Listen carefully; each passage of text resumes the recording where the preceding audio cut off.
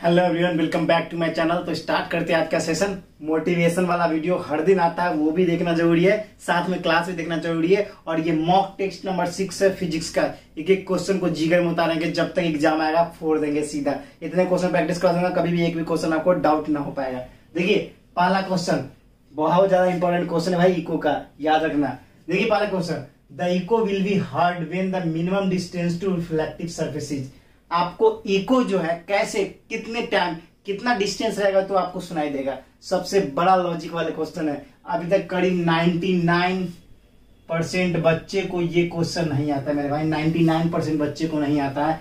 तो आपको एक चीज ध्यान रखना है मेरे भाई कि आपका इको तभी हर्ड करेगा, उसके बीच का लीस्ट डिस्टेंस कितना होना चाहिए वो पूछ रहा है आपसे। तो आपको ध्यान रखना है कि लीस्ट डिस्टेंस कितना होगा, 17 सेंटीमीटर। 17 सेंटीमीटर लीस्ट डिस्टेंस होना चाहिए। Least distance to heard and echo को हार्ड करने के लिए आपका कितना होना चाहिए, 17 मीटर डिस्टेंस होना नेसेसरी है, वरना आप किसी भी इको को नहीं सुन सकते मेरे भाई। तो याद रखना, मिनिमम डिस्टेंस 17 मीटर तो होने ही चाहिए, तो याद रखना। अब क्वेश्चन नंबर 2 की बात करते हैं। अब क्वेश्चन नंबर 2 आया न्यूमेरिकल। बच्चे को अब पता ही नहीं क्या करना है इसमें। तो देखिए इधर ध्यान से देखिए, the mass of a long wire, कोई लॉन्ग वायर जिसका मास कितना है 0.01 kg and pulled bye a force 400 Newton. ठीक है, 400 Newton and transverse wave in the wire. अब बोलो गुरुजी डायग्राम वाला क्वेश्चन है, इसमें मास दे रखा है 0.01 kg और पुल्ड बाय 400 न्यूटन फोर्स के द्वारा खींचा गया है। अबे भैया कुछ नहीं करना है। देखो इधर ट्रांसवर्स वेव की बात कर रहा है, साउंड का क्वेश्चन है। तो हम लोग एक फॉर्मूला याद रखना, V इक्वल टू T/m। ये T क्या है आपका, टेंशन बोल लो या फोर्स बोल लो, और m क्या आपका मास है, m क्या आपका मास है। और याद रखना इसमें पूछ रहा है transverse wave in the wire, transverse wave कितना होगा इसमें ये पूछ रहा है। तो देखो यहां से T बता m, T आपका क्या फोर्स कितना दे रखा है भैया 400 न्यूटन, मास दिख रहा है 0.01 kg में। अब देखो क्या करोगे आप, कुछ नहीं करना है, 4 गुने 10 के पावर 2 और 1 गुने 10 के पावर -2 ये लिख सकते हो। अब देखो क्या किया जाए, अब ऊपर ले जाएंगे तो 4 गुने 10 के पावर कितना हो जाएगा, 4 हो जाएगा। तो आपका 2 × 10 के पावर 2 हो जाएगा, मतलब 200 जिस भी ऑप्शन में होगा उसको टिक मारेंगे और फेंक देंगे। आपको इसमें कोई डाउट नहीं होना चाहिए, 200 आपका राइट आंसर हो जाएगा। कुछ किया, कुछ नहीं किया। और इसमें कितना हो जाएगा, वेलोसिटी बोल रखा है तो मीटर पर सेकेंड, 200 मीटर पर सेकेंड। समझ में आ गया? भूल न जाना मेरे भाई, भूल न जाना, कभी जिंदगी में ऐसे ऐसे क्वेश्चन को सीधा उड़ा सकते हो आप। और याद रखना मोटिवेशन वाला वीडियो आज फिर आएगा। आज जो है ना वो एक्सरसाइज के ऊपर है। डिफेंस में जाने के लिए सिर्फ पढ़ना ही नहीं, एक्सरसाइज भी जरूरी है। तो एक्सरसाइज भी करना, रनिंग भी करना है, साथ में पढ़ना भी है। तीनों चीज का मिक्सचर है डिफेंस में बहुत तेज बच्चे नहीं जाते, बहुत तेज बच्चे की डिमांड ना होती। वहां पे एवरेज बच्चे जो तीनों काम, एक्सरसाइज, रनिंग, स्टडी सब अच्छे तरीके से कर सके, उसी को तो बोलते हैं 360 प्लेयर। अब देखो क्वेश्चन नंबर 3 की बात करते हैं। Question number 3, at which temperature the velocity of sound is doubled then velocity of temperature is 0 degree Celsius. अब देखो क्वेश्चन बहुत तगड़ा है मेरे भाई। इस पे मैं फॉर्मूला कल बता चुका हूं, मगर कुछ बच्चे को पता नहीं होगा। देखो अब ध्यान से देखो, आपका क्या है, पहला वेलोसिटी v है, ठीक है, और दूसरा क्या बोल रखा है, at what temperature, which temperature velocity of sound doubled then velocity of temperature 0 degree Celsius. अब देखो क्या कर रहा है, देखिए मतलब कह रहा है कि कितने टेम्परेचर पे आपका वेलोसिटी, साउंड का वेलोसिटी डबल हो जाएगा then velocity of temperature of 0 degree Celsius. मतलब कितना वेलोसिटी, कितना टेम्परेचर पे आपका वेलोसिटी ऑफ साउंड क्या होगा, डबल होगा। तो सबसे पहले वेलोसिटी ऑफ साउंड को मैंने भी माना, वेलोसिटी ऑफ साउंड को क्या मान लिया, v मान लिया, ठीक है ना। उसके बाद क्या होता है, ये साउंड जो है वेलोसिटी, साउंड क्या हो जाता है 2v हो जाता है। ठीक है, 2v क्योंकि बोल रहा है डबल। और टेम्परेचर आपको कितना दे रखा है, देखिए इसको आप v1 बोल दो, ऐसे कंफ्यूज ना हो, इसको बोल दो v2, 2v हो गया। टेम्परेचर क्या दे रखा है, टेम्परेचर जिसको T1 बोलो कितना है 0 डिग्री सेल्सियस। ठीक है, अब आपसे पूछ रहा है कि दूसरे का टेम्परेचर कितना होना चाहिए। तो देखिए क्वेश्चन बहुत सही है, बहुत शानदार है, और इसको सॉल्व कैसे करेंगे देखिए। अब देखिए ऐसे ऐसे क्वेश्चन आते हैं ना, बच्चे की हालत खराब होती है मेरे भाई। इस लेवल के क्वेश्चन कर लोगे तो कभी जीवन में टेंशन नहीं होगा। तो देखो यहां पर देखो, अब तुमको क्या करना, क्या ओरिजिनली देखो क्या करना है। अब कल मैंने एक चीज बताया था आपको, क्या v1 by v2 is equal to, मैंने बताया था एक फॉर्मूला, जो आपका वेलोसिटी और डायरेक्टली प्रोपोर्शनल किसके है, टेम्परेचर की है, रूट अंडर टेम्परेचर की। तो यहां पे क्या हो जाएगा आपका, जल्दी से बताओ, जल्दी से बताओ क्या हो जाएगा, जल्दी से बताओ, जल्दी से बताओ। रूट अंडर टी क्यों हो जाएगा, तो रूट अंडर कितना T1 by root under T2। अब अगर v1 बाई v2 का स्क्वायर करेंगे इधर, तो ये क्या हो जाएगा T1 बाई T2। अब देखो आपको v1 दे रखा है v, और T2 कितना, v2 कितना देखा है 2v। ठीक है, और T1 कितना दे रखा है 0 डिग्री सेल्सियस। तो 0 डिग्री सेल्सियस को क्या लिख सकते हैं, 273 केल्विन लिख सकते हैं। तो 273 केल्विन, T2 निकालना है आपका। अब देखो यहां से ये v से v कट गया, आपको कितना 1/4 और क्या 273 के बटा में T2।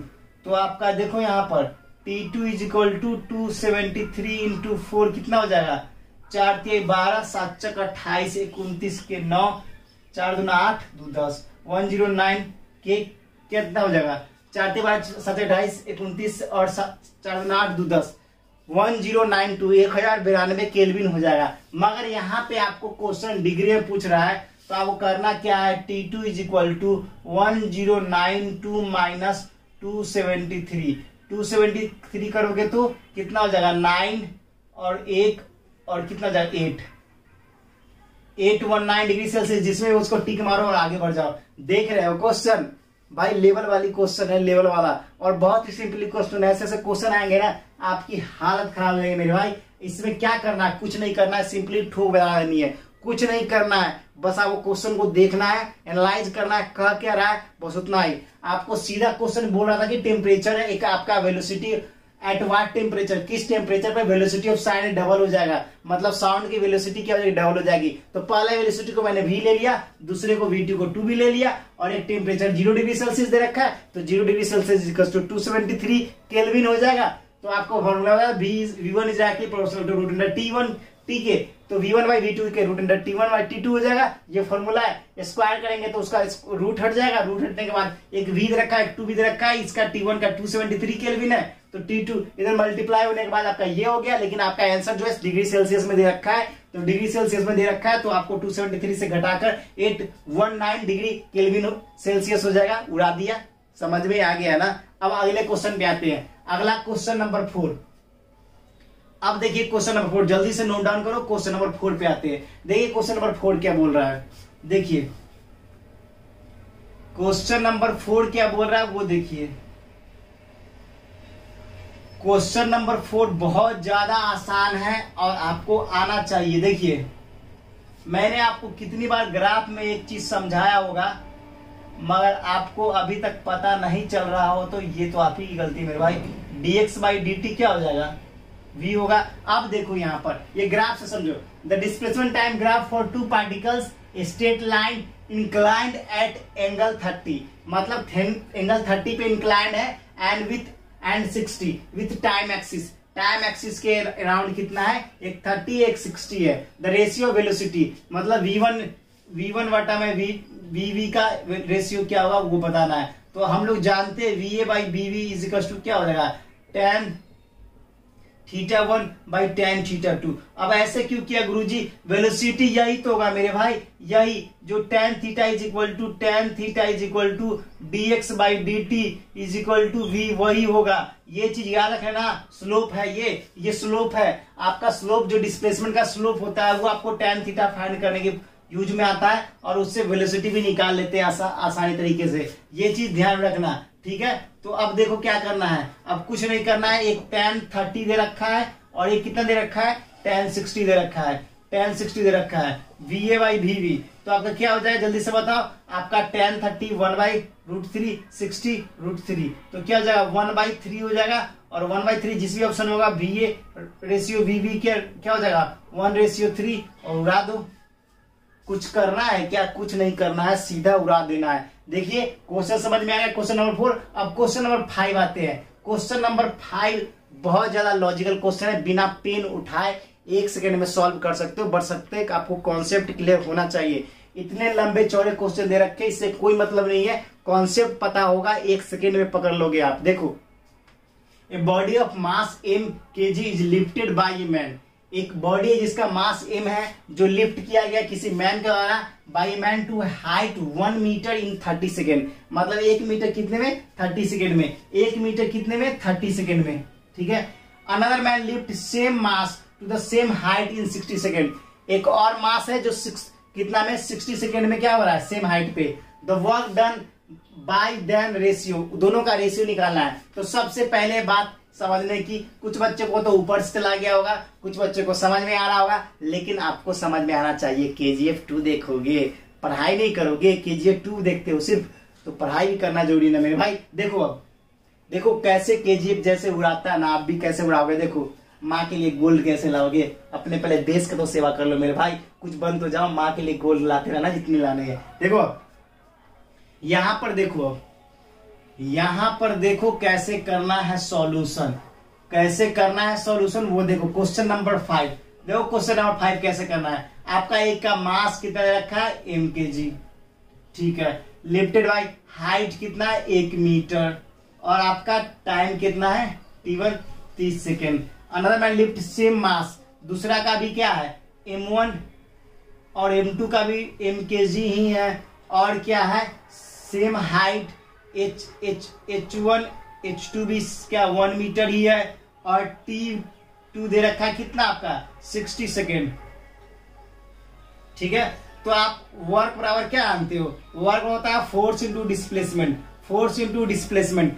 अब यहां पर बताओ भैया, आप थोड़ा सा दिमाग लगाओ कि वर्क में कहीं पर टाइम की जरूरत होती है, कहीं पे टाइम की जरूरत होती है, ये भी होता है ना mgh, ये भी होता है। मगर अगर वही पार पूछता तो ये लिख सकते थे, ये लिख सकते थे, या mgh/t ये लिख सकते थे। तो आपको ध्यान रखना है मेरे भाई, जिगर में उतारना है कि जो आपका वर्क जो होता है, वर्क जो होता है, वर्क वो टाइम पर not dependent on time, time पे डिपेंड नहीं करता है, not depend upon time, time पे डिपेंड नहीं करता है, टाइम से उसको कोई मतलब नहीं है। तो यहाँ पर तो बाकी सब सेम ही है और टाइम अलग अलग दे रखा है, तो हमें क्या मतलब, वर्क डन की रेशियो क्या होगा, तो work 1 ratio work 2 is equal to क्या होगा, 1:1 होगा। ध्यान रखना, बहुत इंपॉर्टेंट क्वेश्चन है, बहुत इंपॉर्टेंट क्वेश्चन है। यहाँ पर आपका सिर्फ चेंज कर रहा है टाइम, जो कि वर्क को टाइम से कोई मतलब नहीं है। पावर होता है तभी टाइम से मतलब होता है, तो वर्क को टाइम से कोई मतलब नहीं, इसलिए आपका 1:1 राइट होगा, इसमें कोई चेंज नहीं होंगे। तो दोनों वर्क का रेशियो कितना हो जाएगा, वर्क 1 वर्क 2 क्या हो जाएगा आपका 1:1। लिख लो, नोट डाउन कर लो, बहुत इंपॉर्टेंट है। दोस्तों आपको ये वीडियो पसंद आना चाहिए, अगर मेरे चैनल पे नए हो तो ये आपको वीडियो कैसा लगा जरूर से कमेंट सेक्शन में लिखना, और बताओ ऐसे मॉक टेस्ट आपको कैसा लग रहा है वो भी कमेंट सेक्शन में लिखना। अगर मेरे चैनल पे नए हो तो लाइक सब्सक्राइब शेयर बिल्कुल ठोक के आना। फिर मिलेंगे नेक्स्ट वीडियो में, और मेहनत तो करना है ना, माँ के लिए गोल्ड लाना है। फिर मिलेंगे नेक्स्ट वीडियो में, फिलहाल इतना ही। जय हिंद, जय भारत, वंदे मातरम।